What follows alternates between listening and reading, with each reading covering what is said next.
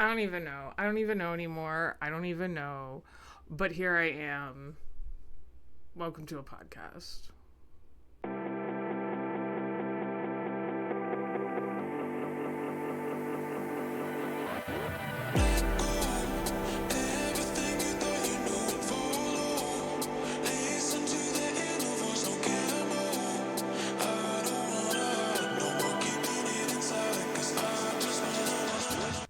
Hi.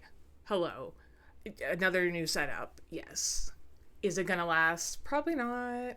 I'm already not feeling it, but also it is in fact almost 4:30 p.m. and I'm tired. Okay.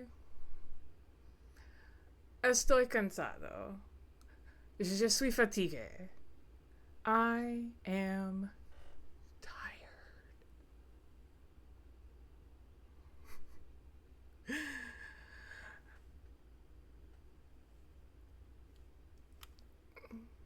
So here we are. This is the setup for today. For this episode, this is what we got. We have just good luck. That's how I am today. Uh, uh, so first of all, let's talk about what I've been doing this week because I've been getting ready for back to school. Yes, today is in fact August 1st. Yes, it's a Saturday. Yes, I'm Jewish. Come at me, bro. But it's Saturday, August 1st. And I have spent the whole week dealing with back to school stuff. I got the notification of my salary. I have to get set up for Avid training. Avid, it stands for Achievement via Individual Determination, which is basically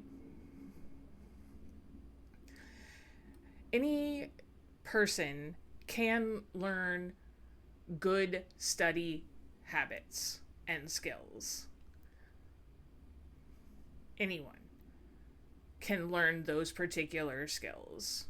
Whether or not those skills will help you with every single subject, probably not. There will still be places where you are going to struggle, but your inability to effectively take notes shouldn't be one of the reasons that you're struggling, type of a deal. It's basically every kid can be a good student. Like any kid who wants to be a good student can be a good student using Avid tenets combined with the stuff that we already have in place that recognizes children's different abilities. And I'm really excited, actually, because first of all, it's super great to be coming into all of this as this fully realized human that I am with all of my life experience and also my personal journey of finding the right diagnosis and understanding how I could be I can understand concepts and then just not be able to put them into practice.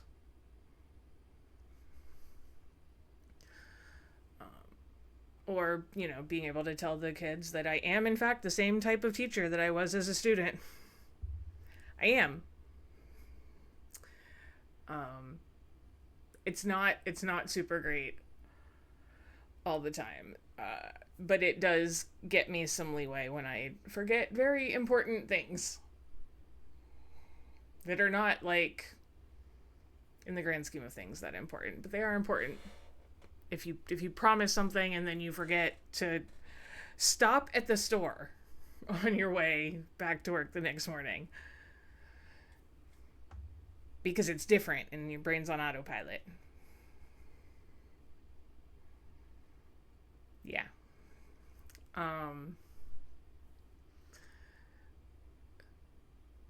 I have a new desk. I finally got rid of my standing desk that I just wasn't using. I wasn't. It was just in this room taking up space. So I got a new computer. I've been putting that off for years at this point. So I got a new computer, and I was able to spend far less on it than I anticipated. Enough that I could buy this desk that was on clearance. That's like an appropriately sized desk and also on wheels.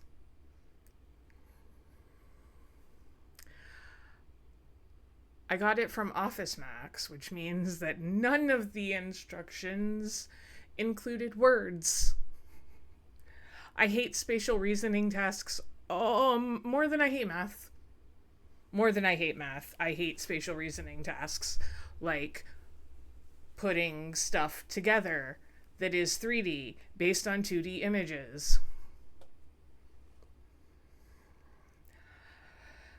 I had to do almost every single step twice because I put it on backwards or whatever. But it doesn't matter because it's done now. Yay! Anyway. So, did that. Planner setup. Last year, I really, more like for almost 2 years, I tried digital. And I was like just straight up digital. And then I just forget so much. Just so often forget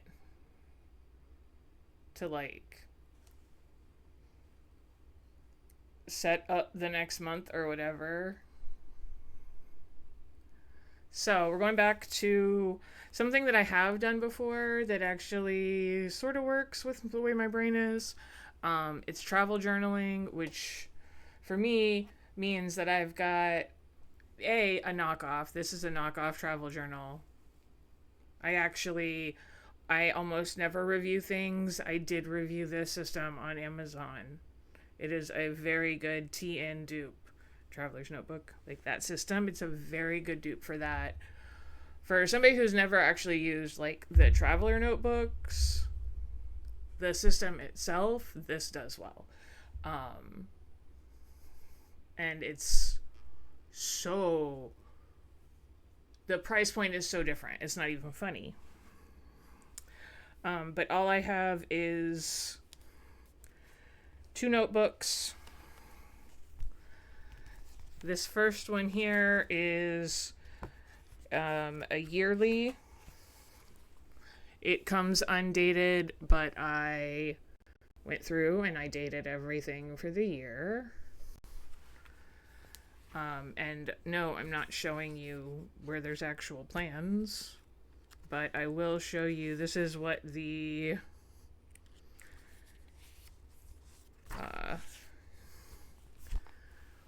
that's what the at a glance stuff is currently looking like. Because it's a system that's working for me. So, and I'm using up all of the random stickers that I still have without feeling the urge to get more. I'd call that a win. And if you've ever been in the throes of sticker plannering, yeah. I have a lot of stickers still. And I feel like I just keep finding more. But anyway, okay, so I set up my planner. And I've been watching CSI New York. I'm a little, I know, I'm somewhere in season 6, closer to the end of season 6. And so I have some thoughts, and we're going to talk about them.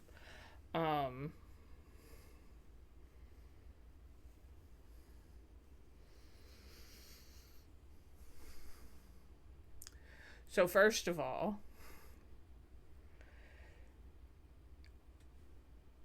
CSI is copaganda. Let's call a spade a spade. It is copaganda. Yes. A, assuming that propaganda in and of itself is always a negative thing. That's not how it works. Propaganda is not inherently good or bad. Propaganda itself is neutral. Its uses can be positive or negative. Propaganda is just like how the world is. It's just biases being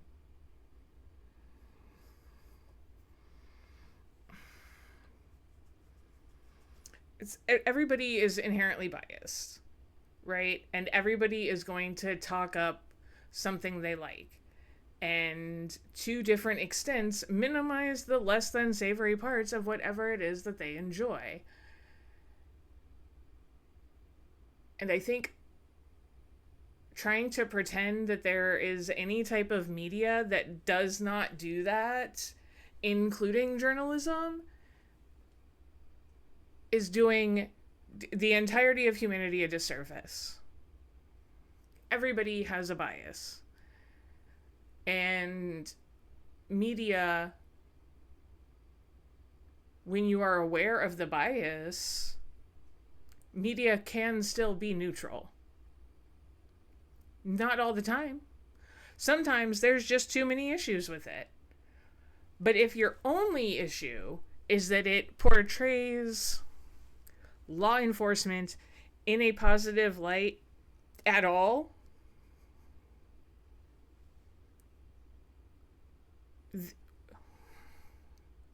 I can't help you there. We can't ever meet in any sort of middle because you've decided there is no middle.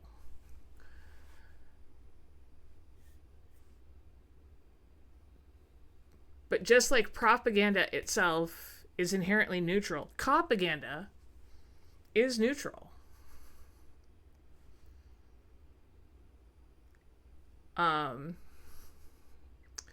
In the United States, our varied police forces have some less than savory histories.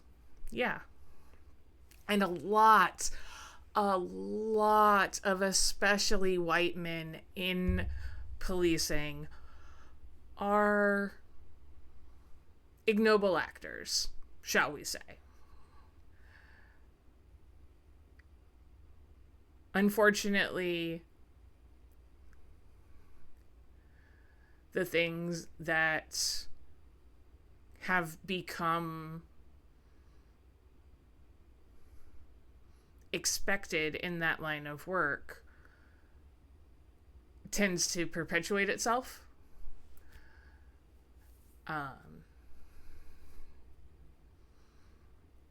And there's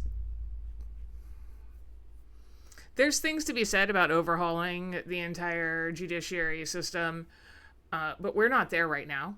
Okay, we're not. Let's survive. Let's re-examine where we are with our entire government in like a decade. See how we've fared.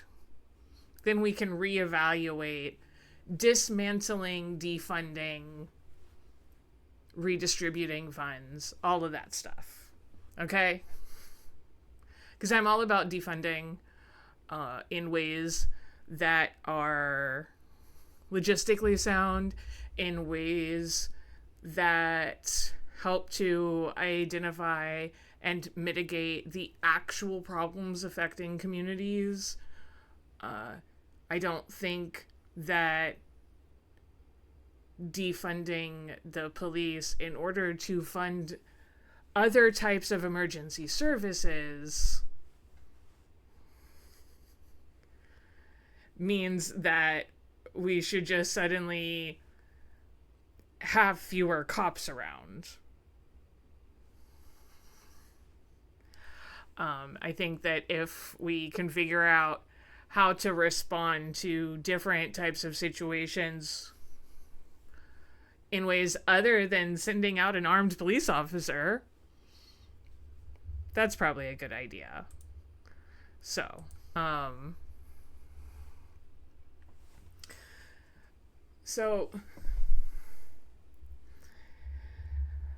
I I started with CSI, the OG, because I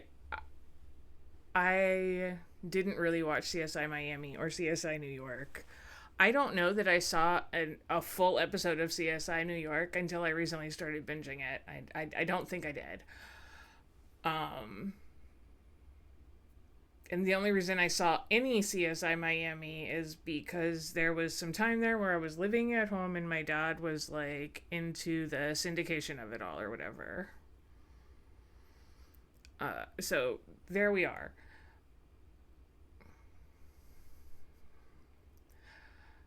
And so I decided, I've been doing all this rewatch of stuff from my youth.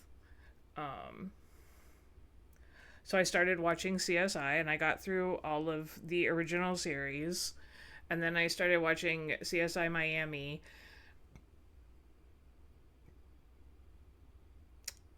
It's a fever dream. CSI Miami is.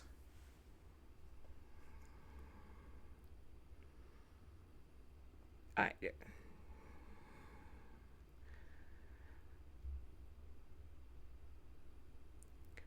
I don't know how to explain CSI Miami. Okay, so in the original CSI, the CSIs are not law enforcement officers. They are not.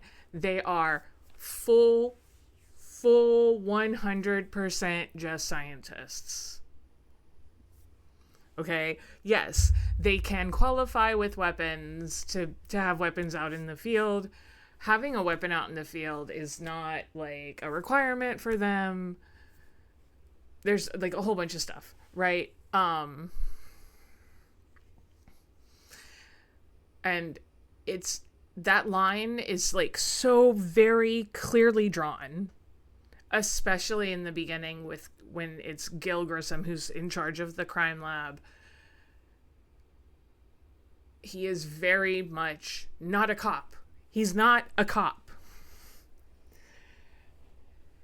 He works with the police department. They do not make arrests. They simply follow the evidence, okay? Like, again, I'm not going through to find all the screenshots and all the clips and stuff, but like the number of times that it comes up that like they're not cops. It's really important. It's really important. Why is it so important? Because slowly but surely things change. And the way that they get around like changing this part of lore is they just move them to different cities, okay? So like sure, Miami does stuff different. And I guess in Miami if you're a CSI, then also you're a cop, right? Because like freaking Horatio is like, go get the badge. Like, they gotta have it. They gotta have it, I guess. And then for CSI New York, some are and some aren't. Like, some of the CSIs are detectives, some of them are like just scientists. So, okay, sure, whatever. Why not? Why not? Uh, but the problem is that this, because now you've got all the same like parts, but they don't work the same now. So now you've got a bunch of scientists, but they're also cops. So like Horatio is a detective. So then why does he need to have a police liaison? Because like that's the whole point.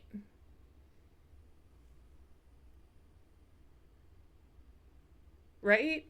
Like, if you've watched CSI, tell me if I misunderstood that, like, that was the point of having, like, of having a cop, was that it was just a bunch of scientists, so they needed a cop to make sure that, like, not just forensically things were sound, but also that, like, the forensics and the law were matching up.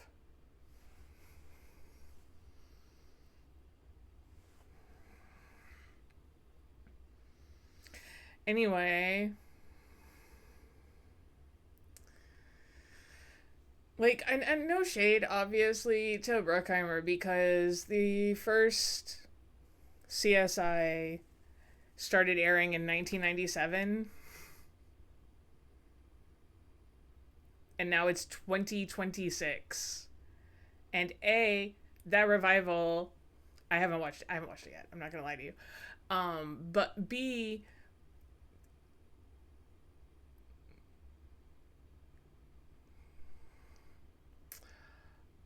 I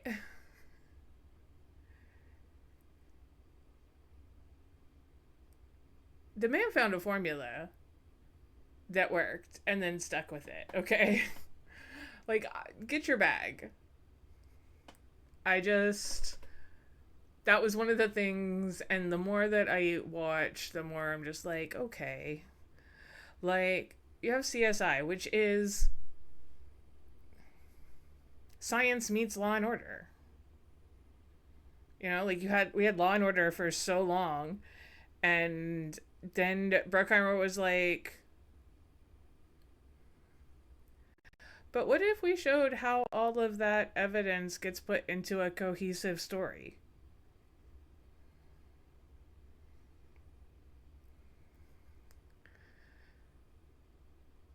And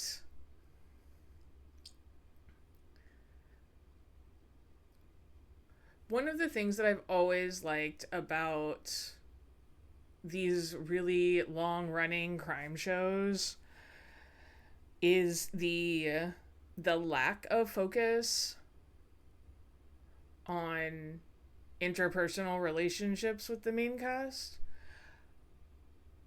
And that might have come out wrong, but, like, my point is that, like, it's not who's dating who slept with who did, like, it's all like the way it is in the real world. Like, if you're trying to catch a serial killer, then, like, kissing your boo is not high on your priority list at that exact moment.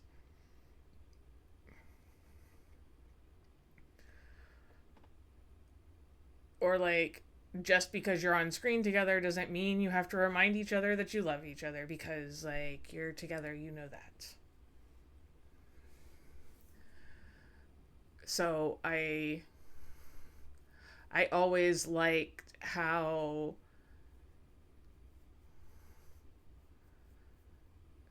those types of things developed, how the character growth was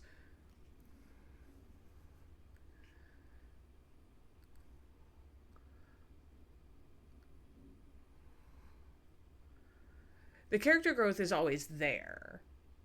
It's just not like you're not being beat over the head with it. So, yeah. I like that. It's one of my favorite things is that, like, yes, I want them to be like real people, and I don't know. I just don't feel like I don't I don't feel like it has to be like every other conversation. Although hot take, we could have a few more of those conversations and a few fewer, just like maybe half as many montages. I told you the man found a formula that worked, and I'm pretty sure that if I cut out all of the montages, the entire run of the show would probably be cut in half.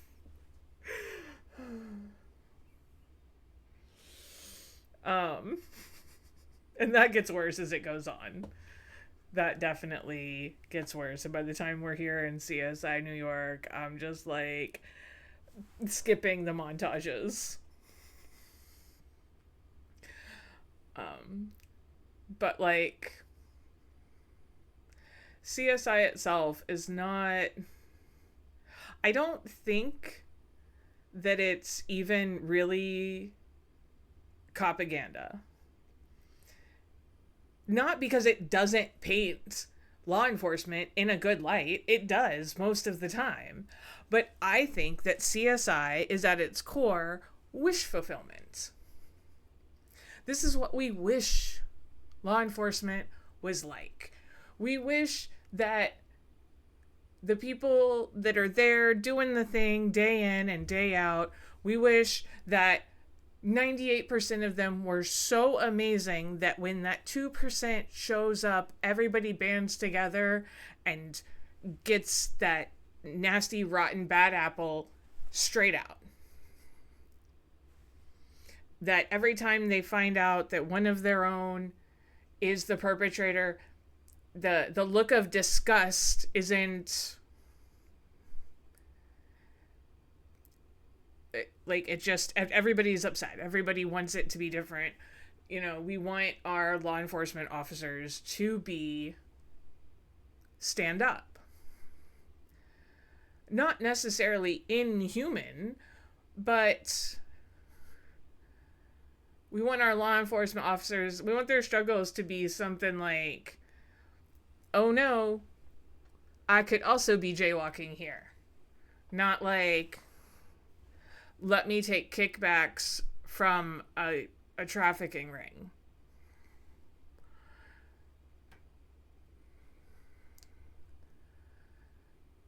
So, like, between that and then just the tech that they get to use, wish fulfillment, man. I'm telling you. Because who are we kidding? In 2010, we're doing, like, 3D body scans in order to do autopsies 5 days a week. Um,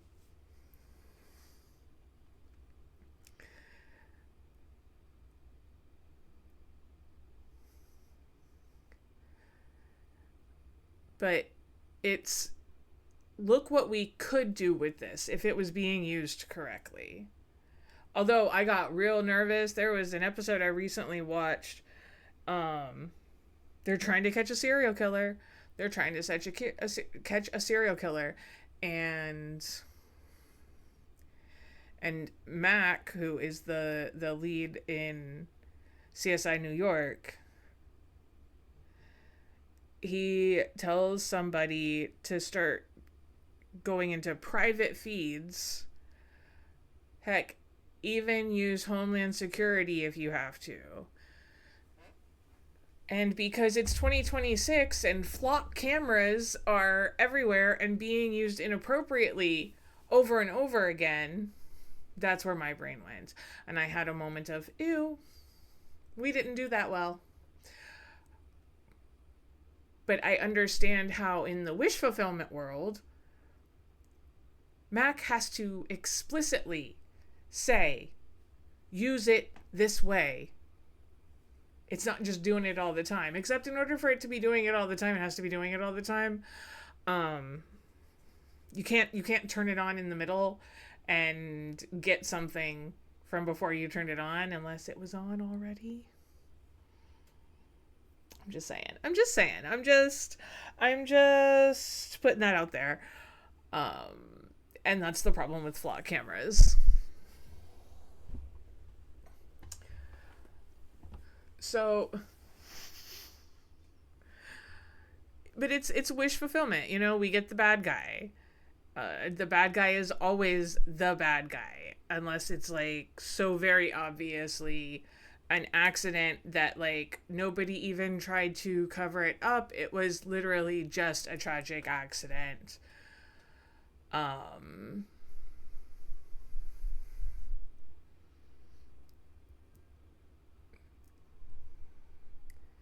It's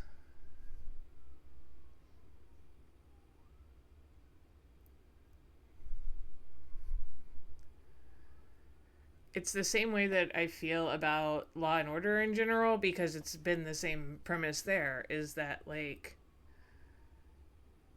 we know there's stuff about the system that's messed up, but this is a world where that messed up stuff gets confronted and changed. The New Yorks that exist in Law and Order or CSI are not the New Yorks that it's not the New York that exists here in the real world. This is a New York where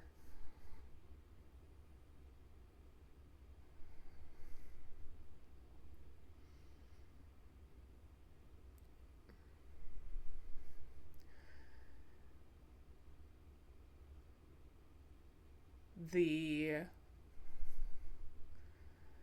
the cops are they come down with the blue flu because they're getting a pay lag suddenly because a deputy mayor is skimming off the top to be just very, like, I'm not trying to go into the whole detail about everything, but, like, there's some dirty guy above them messing with funds, and then they're the ones that are, like, unable to feed their families while they're going out and risking their lives. And then that's why, like, that's why they do the blue flu or whatever. And even that is,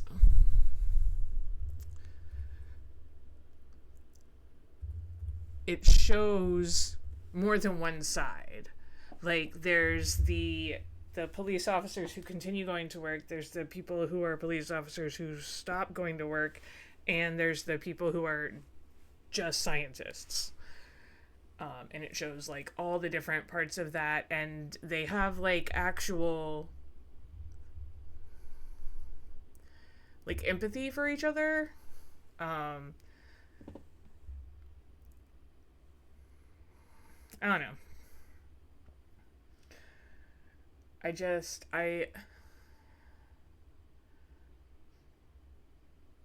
think that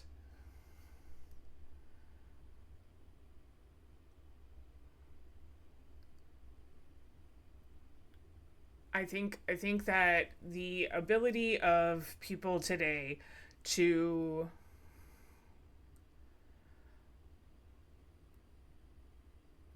see the nuance of things, to see things not as all good and all bad, is diminishing. I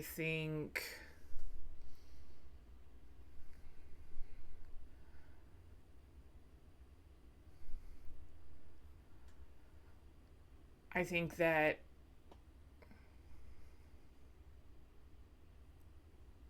there are too many lines being drawn over stuff that doesn't deserve the weight that it's being given. I adore Law and Order, Law and Order SVU, Law and Order Criminal Intent. I watched the Law and Order UK thing. I watched a few episodes of that, and then I couldn't, like, keep watching it because I didn't have access because I live in the United States. But my point is, Law and Order started in 1990. I was a baby. Okay? And I have entire seasons of Law and Order and Law and Order SVU memorized. The voice in my head that tells me it wasn't my fault, that is sometimes the only voice I can hear, is Mariska Hargitay's.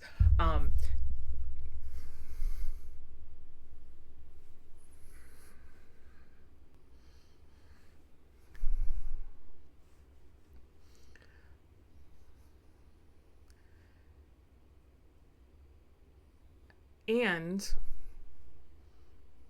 all cops are bastards.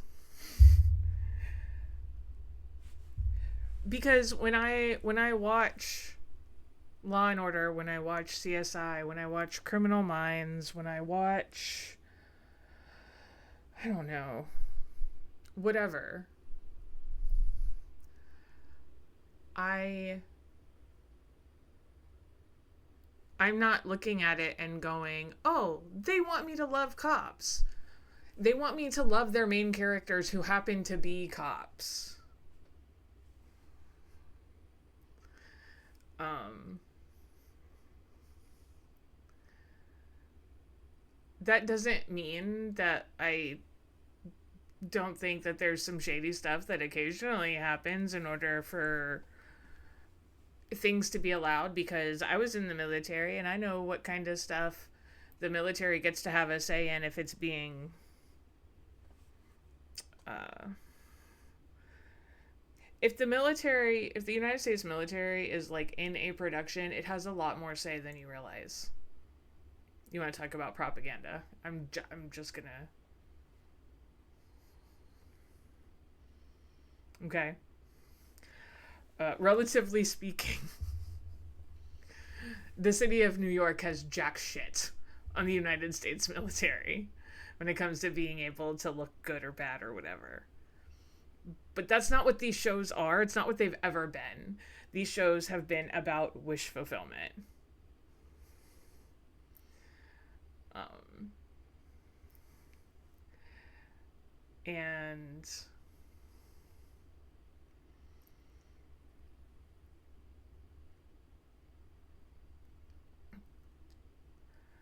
and I think that it's important to hold them to that.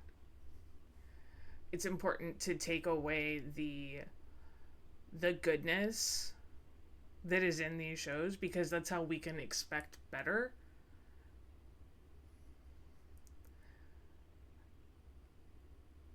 I I don't want to live in a world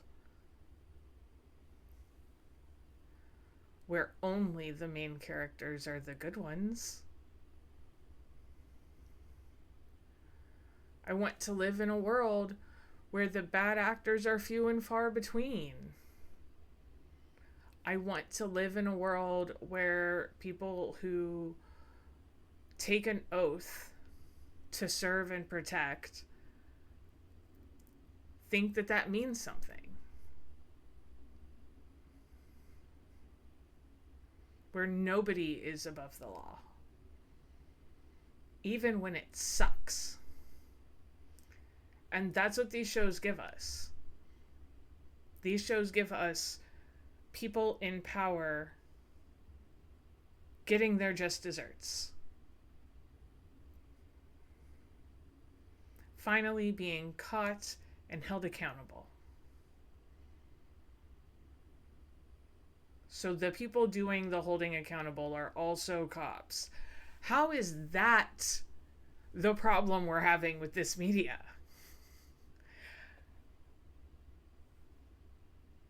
How is it that it's not the right people taking them to task? Who else is supposed to do it? Because the systems such that they are and such that they are portrayed, regular people cannot do it. The change has to be coming from within, at least in some part. Now, do I think that people should join the military, should join the police force, or anything like that just to change it from the inside? No. That's dumb. But as a veteran who 1,000% thought 19-year-old me was all like, oh, but if I join, then my baby brother won't have to. That's not how a war machine works. It's not how a war machine works. And now my baby brother is 22. 22 years old. Has never not known war. So.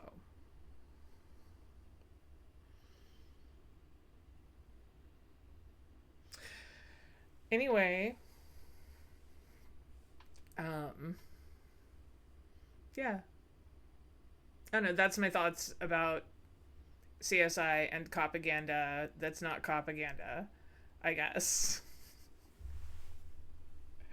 I don't I don't know. I don't know. I knew that I wanted to talk about CSI, so here we are.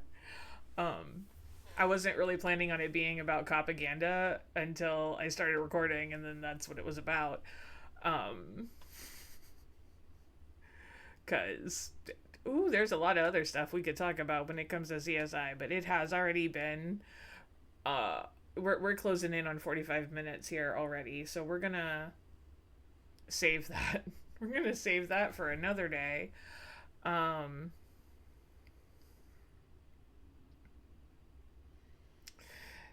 yeah, so what do you think about CSI? What do you think about propaganda, copaganda, all the gandas? Uh Let me know. Am I like way off here? Is all propaganda bad? You're wrong. If you think so, you're wrong.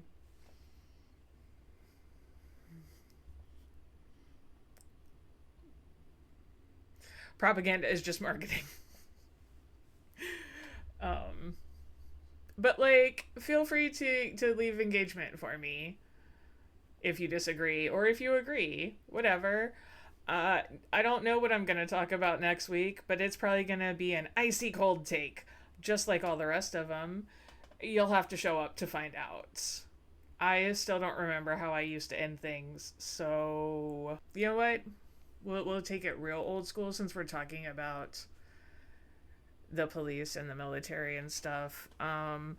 Drink water, talk to your battle buddy, take ibuprofen, and stay in good trouble.